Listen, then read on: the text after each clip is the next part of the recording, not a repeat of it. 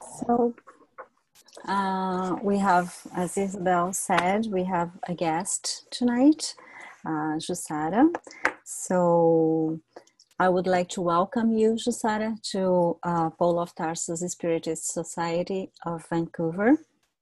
And Jussara is currently the General Secretary of the International Spiritist Council, the President of the United States Spiritist Federation, and Executive Director of the Tri-State Spiritist Federation. She is the founder and President of the Spiritist Group of New York and the Spiritist Alliance for Books.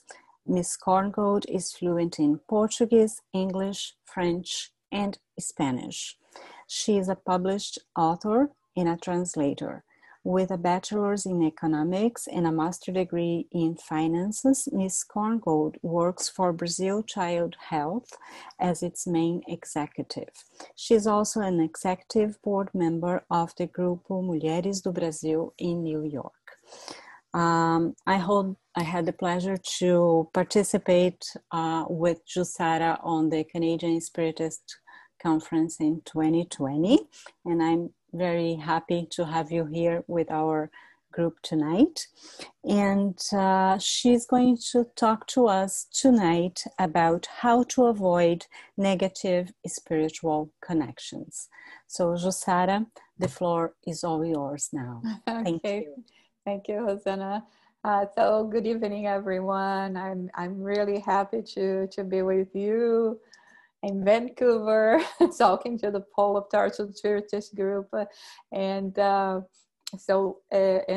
be able to do this presentation to you. I'm going to share my screen with you so that we can follow the presentation that I put together, because the topic is always, it's a very, very good one, very important one, but every time that we are talking about spiritual influences and spiritual connections, it's always something that touches us very, very deeply, and we are always very curious to understand more. So in order for us to understand how can we prevent those negative spiritual connections, it's important for us to understand what this kind of spiritual connections are. I imagine many of you will already know some of the basics that we are going to present here, but it's important for us to cover them so that we can be sure that we are all on the same page, we are all understanding how to prevent what are we talking about. So first of all, the one thing that is very important for us to keep in mind is exactly how much our thoughts are responsible for what we attract. So in this passage here that actually I took it from Buddha, he says that what you think, you become, what you feel, you attract, what you imagine, you create. So it's emphasizing the importance of our thoughts, the importance of everything that goes into our mind and how we related with the universe, with all the energy according to what kind of energy we are releasing from our thoughts, from our actions. And the most important of this, I think, is not only a matter of what we are sending to the world, but how much we are going to be open to receive back in the same wave energy that are the ones that we are sending.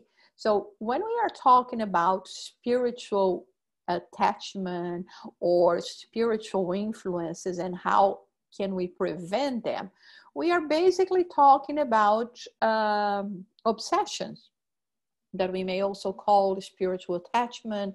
There are people that prefer the word obsession, some prefer the word spiritual attachment, meaning that somehow we can connect ourselves to outward minds, whether they are from incarnate or discarnate. But there is one point that is very important for us to understand. We cannot say that there is possession per se, which means the cohabitation of two spirits in the same body.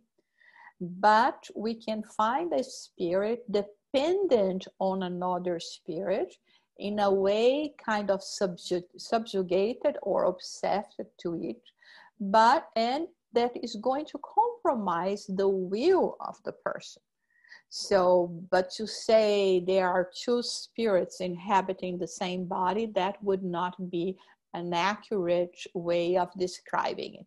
How this process happens and how it's the influence of the spirits, they because of the energy through our thoughts and actions that we are going to be sending to the world, we are going to be calling spirits that are tuned with our way of being, our way of thinking.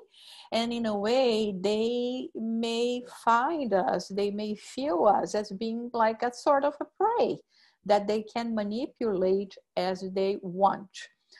So like it says here, generally it is a spiritual disturbance of lengthy time with serious consequences in the form of mental and emotional dissonance and physiological imbalance.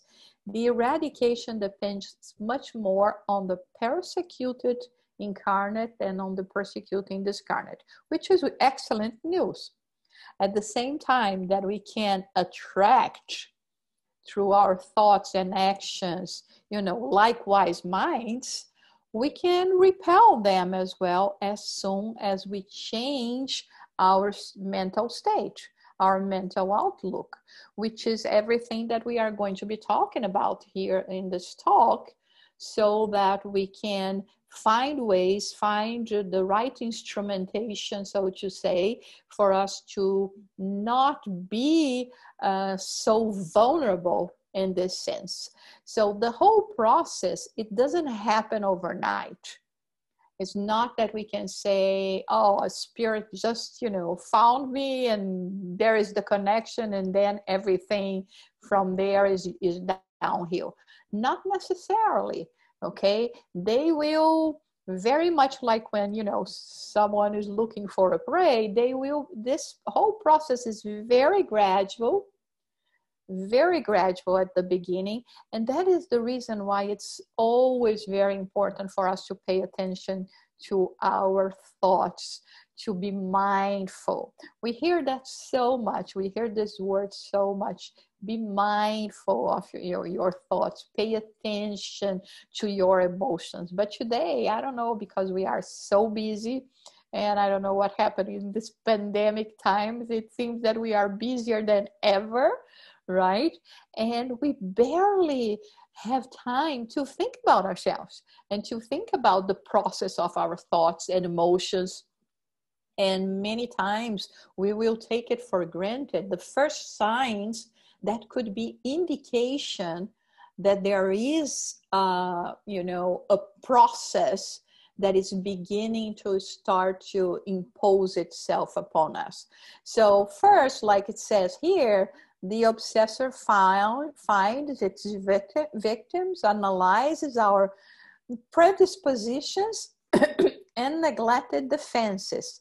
And through a persistent action, the obsessor will establish a mental connection, like we can see in this picture, with the obsessed. But always we have to understand that this only happens when we are talking about a keen ideals. That's how they will get to us. In the same way that when we have good thoughts, when we have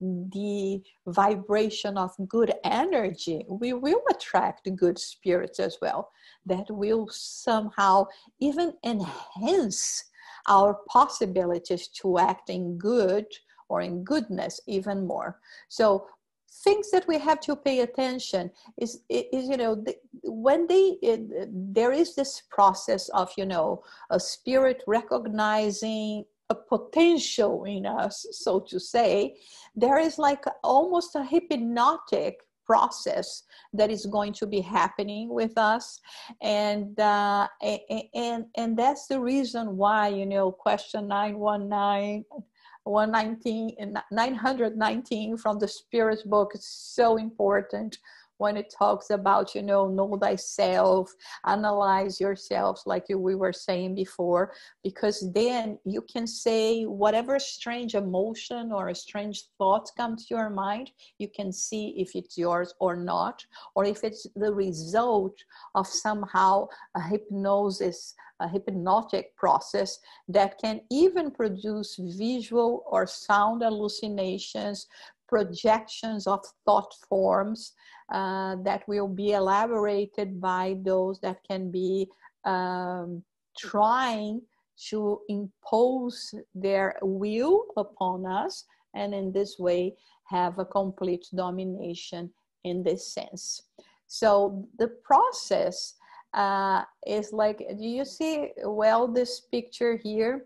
There is this couple sleeping. The man is with looking at his face, he's probably having a very good dream, but the woman that has been a prey of this kind of energy, the spirit here is trying to impregnate in her mind the idea that her husband is that happy and relaxed because he has a lover. And so what is going to happen? It's going to continue sending this image to the wife to the point of, jeopardizing the relationship. And with this constant mental thoughts that is sending to her, she will start, of course, you imagine, having problems sleeping, becoming in a very bad mood, fighting with her husband, etc., etc. And this is how it happens. But let's look at what they say here. Taken by negative vibrations, the idle, undisciplined, vicious, or rebel mind soon register the interference, and because it has not been trained in mastering the will, it receives the impulse of the disturbing idea and allows it to be accepted and nurtured. So pay attention to the words idle, undisciplined, vicious, or rebel. This is what makes us vulnerable, all those things that they are listening here. Listening to us here. And like they say, once the induction that they are doing upon us is accepted, then we establish a vibrational, a psychic link between obsessor and obsessed. And this makes things much more difficult to deal with. So that's why the Spirit Andrea Lewis says that it's fundamental for us to learn how to guard our own thoughts. We think and consequently bring to existence the idealized object. So you see, this whole part here is to talk about us, to train our minds, to be mindful, to pay attention to our thoughts, because otherwise, if we persist on the lowest spheres of human existence, those who are still traveling on the borders of lower instincts look for us, attracted by our inferior impulses, absorbing the mental substances we emit and projecting over us the elements that are peculiar to them. One question that is sometimes, people like to ask, and it's quite interesting, I think, is why do they do that? Don't they have better things to do than just, be on the lookout for other minds, or to establish those processes? That saying that goes like misery loves company. So this is why they try to find like-minded people, because this justify to them they're delaying in changing themselves. You know, like for instance, when we are here, or, you know, especially when we are talking about children, and if a child misbehave, and then you go and say, why did you do that? And then probably one of the answers that we are going to hear is, oh, because all of my peers, all my friends were doing the same. Right? So this is what they need. They don't want us to evolve, because then they don't feel the need, and they have a kind of justification for not to evolve themselves as well. You know, because, you know, it's too hard. You see, everyone is doing like this, so it's so easy. And so those are the kind of justifications that they will find. And unless there is a particular reason why they will be attached to us, most of the times what we will find is just, you know, the need to delay progress, so that they do not need to progress or work on progress as well. So it is fundamental for us to learn how to clean our mind and exercise our thoughts in goodness, which is something interesting, because, you know, when we talk about exercising our thoughts in goodness, it's as hard as going to the gym. Because it is not our second nature yet. Our second nature is still reacting on negative impulses that we bring from many lifetimes. And but to be good, really, it is still something that we have to train ourselves. We are just going through this transition, so it's not part of, you know, I don't know for yourselves, you know, but for the majority of us, it is still not part of who we are, or we can say for sure we are, you know. So that's why the exercising in goodness, the training, the paying attention is always so fundamental in this sense. And then this here, there was a problem here with the, and then that's the reason why we will keep on stressing the need for us to continue doing that. There is something, I don't know, it's not changing. Perhaps I'll have to close the PowerPoint and start all over again. It's acting out here, sorry.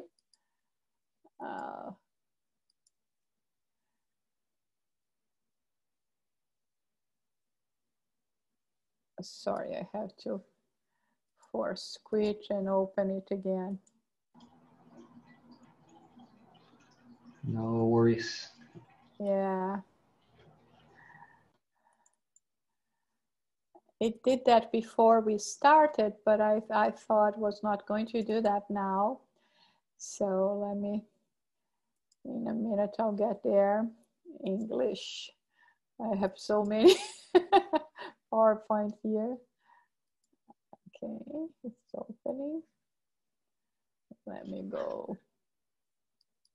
Let me try to go straight to where we were. So now is where, let me share again. Yes. The spirit Andrea Lewis start telling us what to do to prevent those negative associations, connections. And the first thing that he tells us, don't allow resentment or bitterness into your heart. Why is this so important? And it's interesting because today is the day. I mean, now every day we have some kind of celebration, and today the celebration is the day of forgiveness. So here is talking about exactly that. For us not to hold grudges.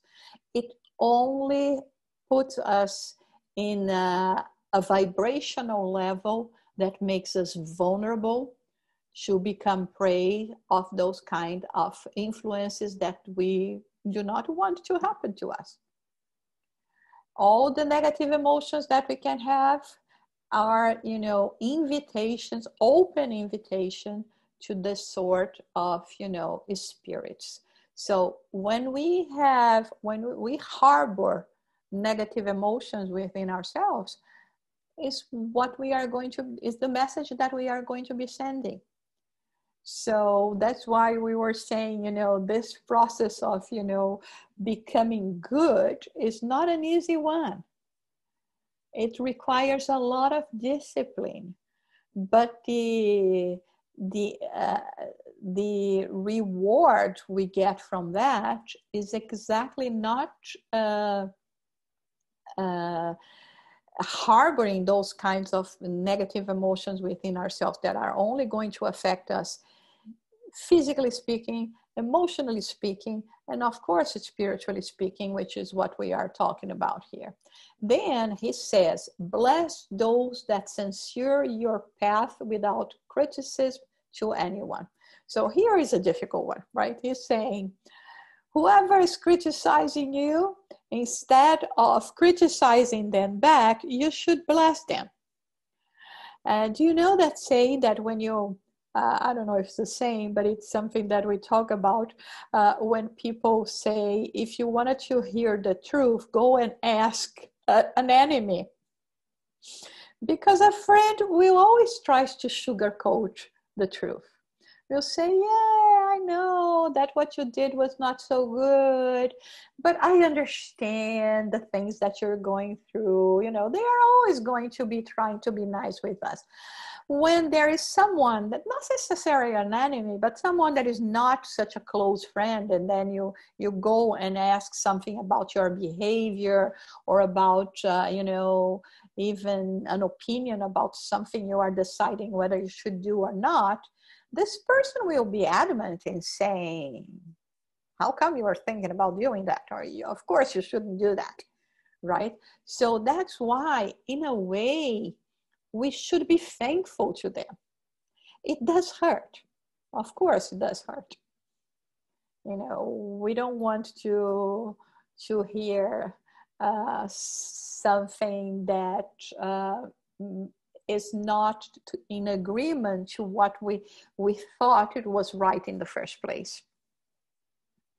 But many times this is what we need to hear. And even in terms of having a proper assessment of ourselves. Let's say, for example, that someone comes to, I'm going to choose Chris here, okay? To Chris and say, I don't know, Chris, I thought you were not nice today. And then she will, how come she's telling me that? And then somebody else comes to her and said, I thought you were super unpolite today. And she will say, I'm never impolite.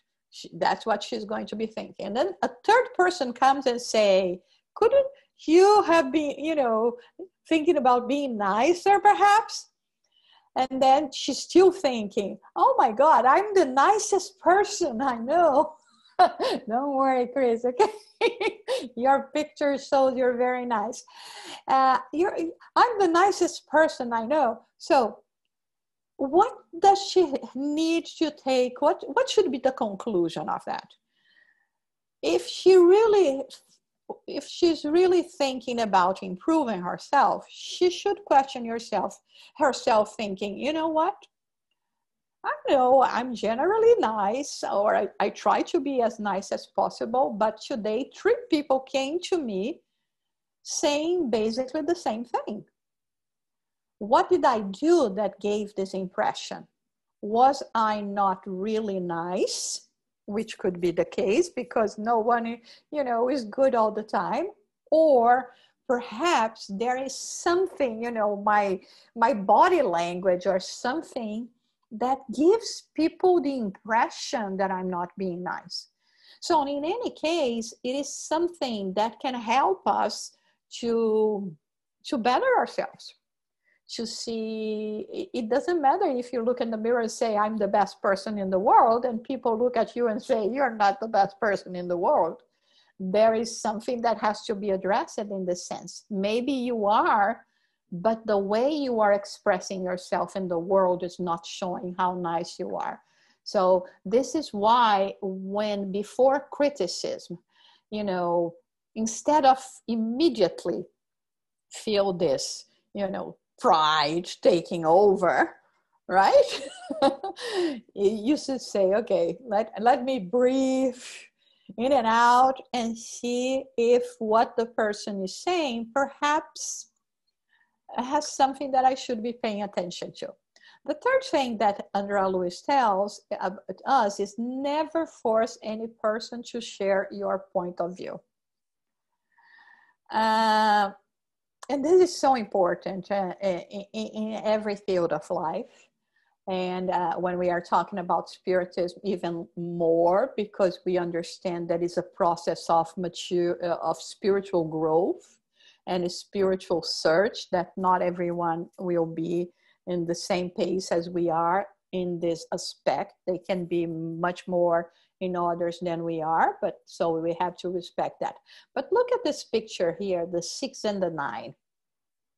Okay, depending on our perspective, we will have a take of a situation that may be right to how I am analyzing it, but it's right to the other side as they are analyzing it as well.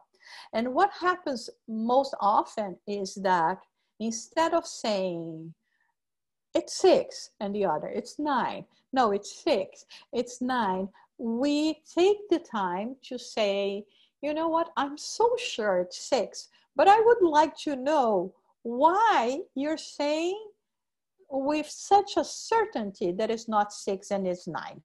Let me go by your side and try to absorb into you. Explain to me what is, making you see as, being a 9. And I mean, in this simple example, if I just move to next to the person, I will start to see the 9 as well, and I will see the justification. But in other cases, sometimes, when we establish a dialogue, it can help us in this sense as well. Why do you think that so much? What is the background for you having this kind of point of view? Right. I remember here one of the stories that Divaldo Franco tells us that there was this man. I don't. He doesn't mention which of the places, the cities he was when he met this man. But he said that it was a place that quite often he would go there at least once a year, and every year would be the same. This man would come to him and ask him to convince him that, spirits do exist, about reincarnation, all the things.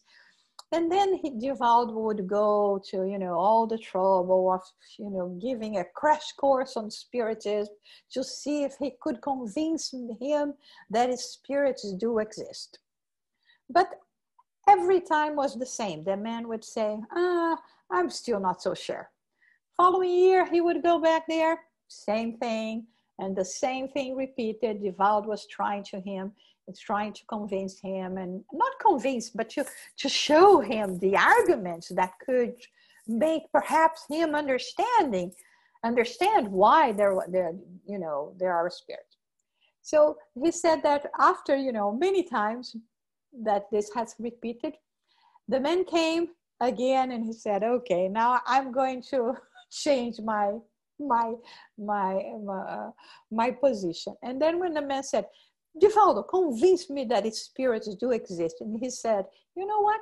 Let's do different this time. You convince me that they do not exist.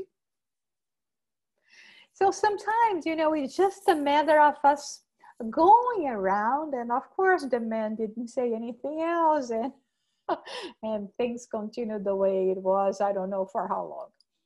So the fourth point is, get accustomed to wait for the achievement of your ideals, working and improving yourself for the good of all.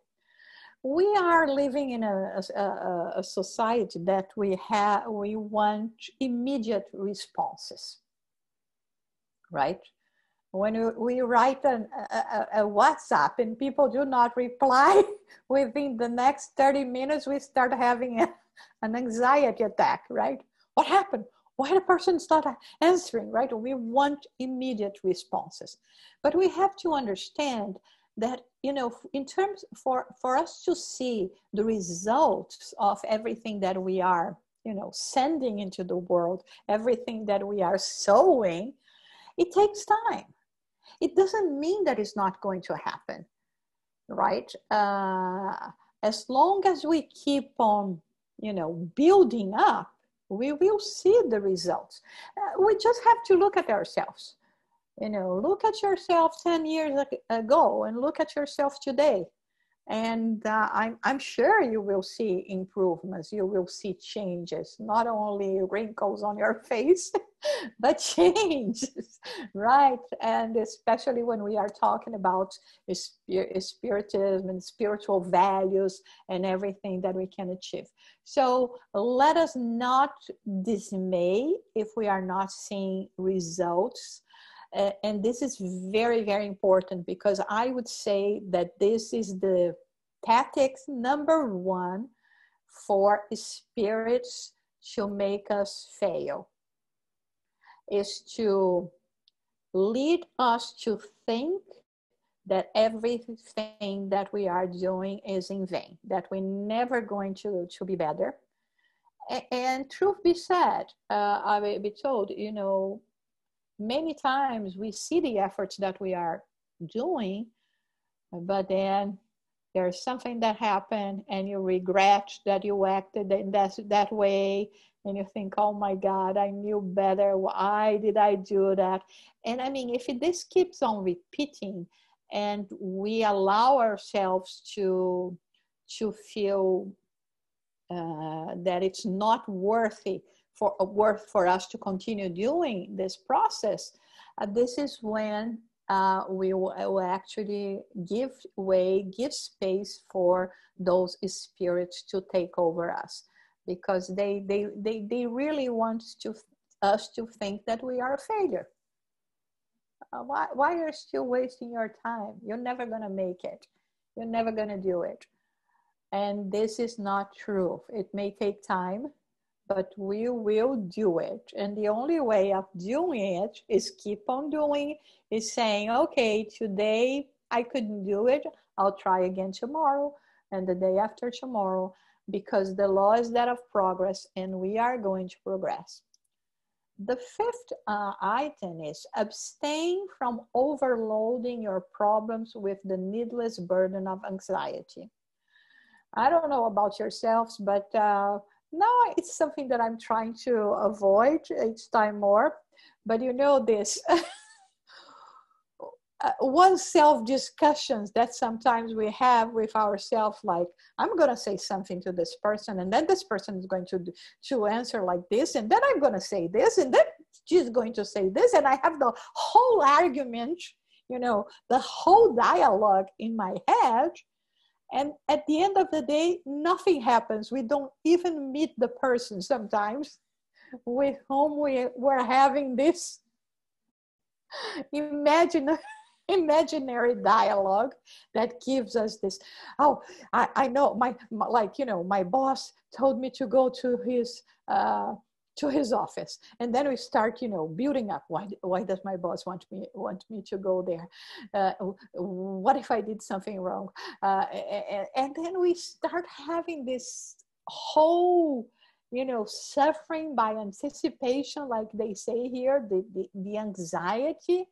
And then the boss says, you know what, you've been working so well late, and I thought about, I'm going to give you more vacation or a raise, you know. And there we were, like, you know, sometimes it's not this, but many times we will have this kind of reaction that does not help. And why is Andrea Luiz telling us about this? Because you see, at this point, we have been stressing a lot this.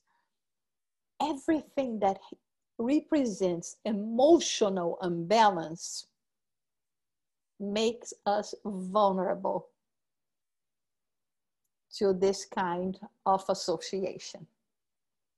So I'm sorry, what can we do, right? Unless, you know, we keep on working on ourselves. Another thing that they say, Andrea Luiz points out, cease all complaints or try to lessen them to a bare minimum. we are always complaining about life, right? Or I mean, that has been a common denominator in many people. You know, like you see here in this image, the line for complaints and the line for gratitude, right? There is never too many people going there and saying, thank you very much for the excellent work you have provided.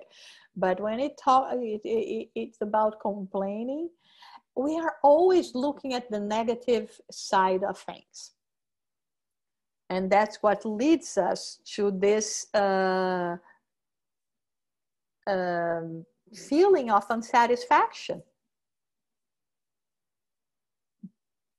And again, this leads us to emotional imbalance and lead us to become more vulnerable. I didn't ask if you wanted to ask question during the presentation. That's okay. We do after, right? Okay, we are almost done, but so take notes there. The number 7 is praise, but praise with sincerity, the merit of others. This is something that belongs to the being of the 3rd millennium. We really have to feel happy about the accomplishment of others. We know from experience how hard it is for us to reach success. And when I say success, I don't mean success in terms of, you know, being a powerful, wealthy or recognized person. I mean, in every enterprise you decide to take. Let's say you want to bake a cake, okay? And if you're like me, my cakes never look good. They may taste okay, but never look good. Me and cakes are, I mean, I'm only good to eat them, not to bake them. But you see, let's say that now I decide to go to the kitchen and bake a cake, and it becomes this beautiful cake. I mean, to me, this is success. So we are not talking here about, you know, only the knowledgeable or acknowledgeable successes that we say in life. But everything, every little thing, every little accomplishment. Like sometimes, you know, when children come all happy because they could draw a tree or a house, you know, with 4 strokes. Very, you know, common drawing of a house. And this to them is success. And many times we don't value the accomplishment of others because according to our perspective, this may not be that important and we are not thinking about the emotions of others. And when people do the same in relation to us, we feel sad. And we feel unvalued and unworthy. And I mean, and here in a new society, there is no place for jealousy. I myself, when I see someone succeed, I was always like that one that, you know, get the box with the poo from the horse and thinks, where's the horse? Where did you put the horse? I mean, when I see other successes, I will say, you know, it is possible. This person has accomplished their dreams. Why cannot I not accomplish mine? You see, it gives place to hope. And so this is something that we have to practice as well. But here is what he's saying. It's not just from the mouth out, it's from the heart. To feel genuinely happy for people's accomplishment. And especially taking, for instance, our experience in knowing how hard it is to achieve something, you know, that is important to us.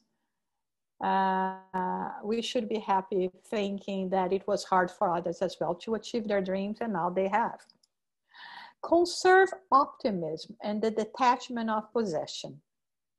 So here, very much like when we were talking about, I'm never going to be able to do it, or I'm not worthy, or, this never going to happen to me. No, we have to be optimistic. We are predestined to happiness and peace and perfection.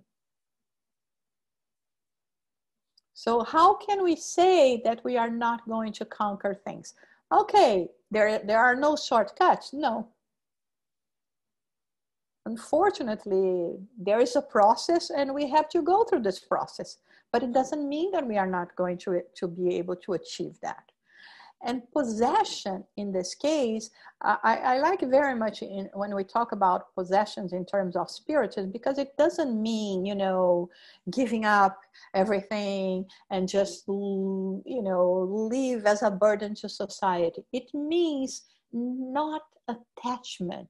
It doesn't mean that you cannot strive for a comfortable life, to have things that you think it's going to make your life better. It means I'm not that, and I'm not going to take that with me. So, because there are people that they buy things and they collect those things. They don't even use those things because, God forbid, it can be damaged or something. So this is the worst possible way of attachment. Right? So at least, like I say, if you like your things, go buy your things, but use it, enjoy it, right? Because you can enjoy those things. But remembering that, those things at the end of the day, they are going to remain here on earth. And our needs are going to be different needs when we no longer belong to this place. The other thing is never feel incapable of studying and learning regardless of the circumstances. And this goes very well as well when we are talking about spiritual knowledge. There are people that want to say, oh, I'm too old for that now. There is no too old for, pursuing spiritual betterment. Especially when we know that we are immortal spirits and that we are going to be everything, especially intellectual achievements and the virtues that we acquire, they will be following us forever and ever. They will never be lost. The possessions, what is matter is going to stay with matter. But we are talking in terms of intellectual and emotional achievement, this is going to be with us forever.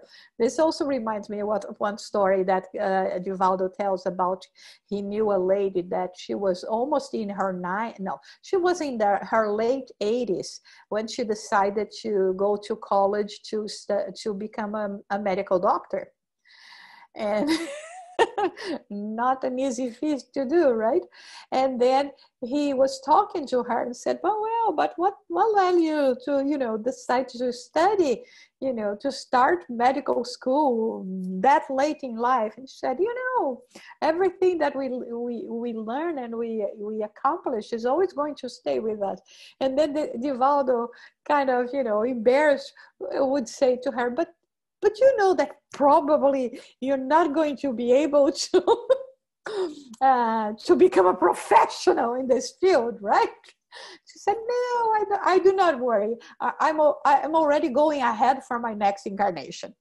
So, that's the spirit. That's the spirit. It's so, and the thing is, remember that little word that I showed to you in one of the slides that was idle. Idle mind is the worst. So not only André Luiz is telling us here that is important, every intellectual achievement we have is going to be always with us, but he's always trying to prevent us to be idle because of whatever. Like, for instance, now we are all at home.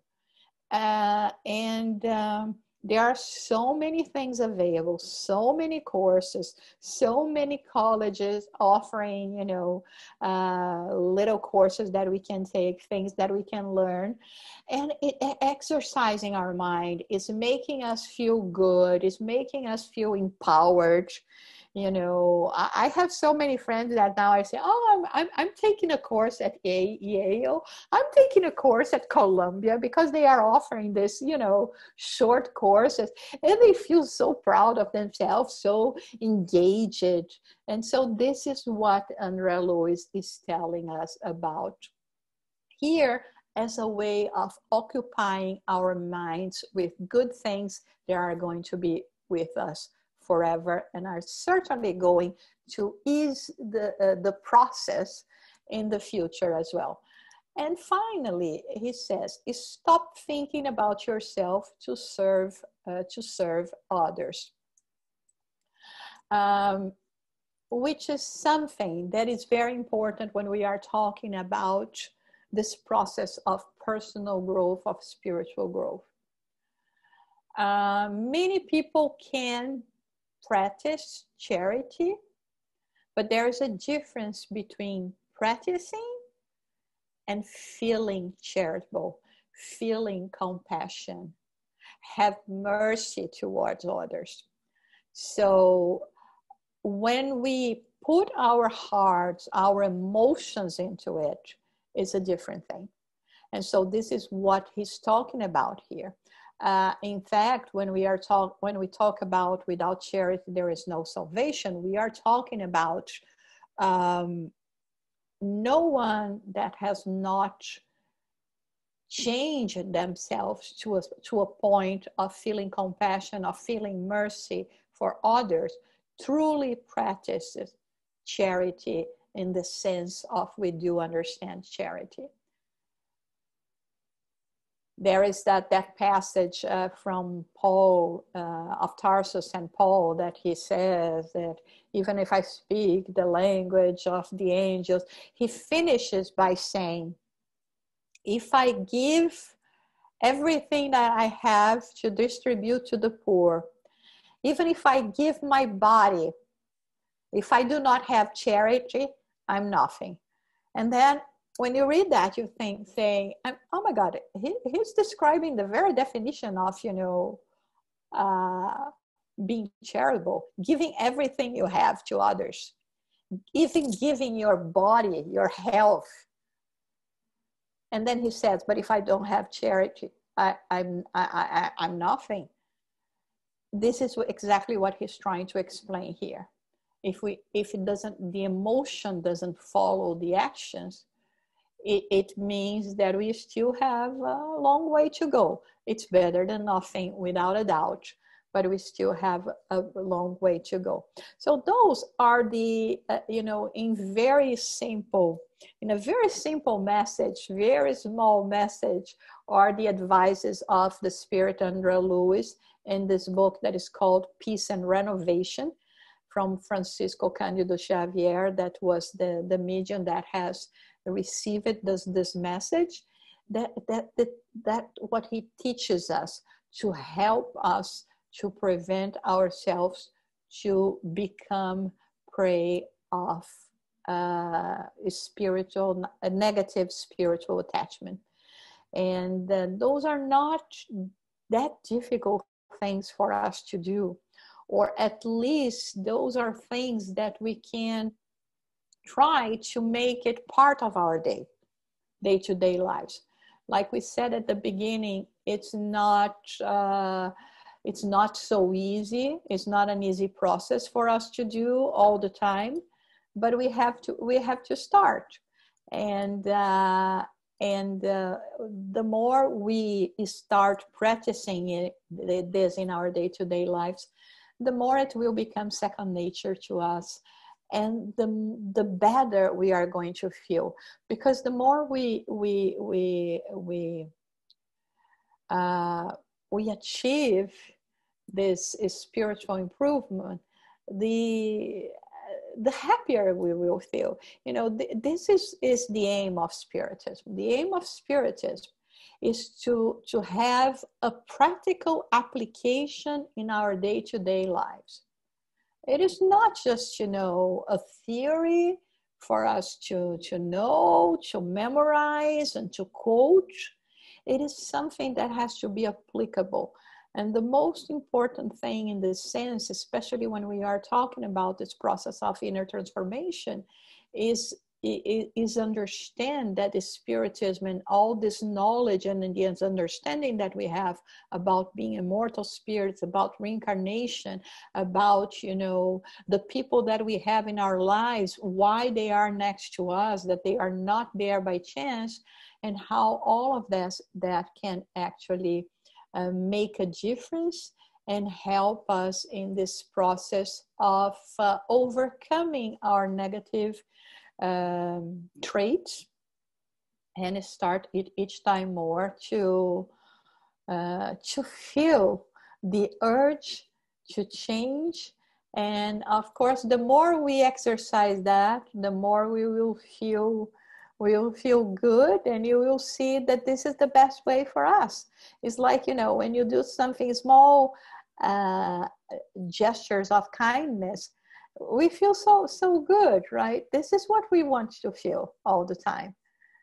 And so it's just a matter of us putting that into our minds and not letting, other interferences be in the way of us feeling the happiness that we so much want to feel all the time.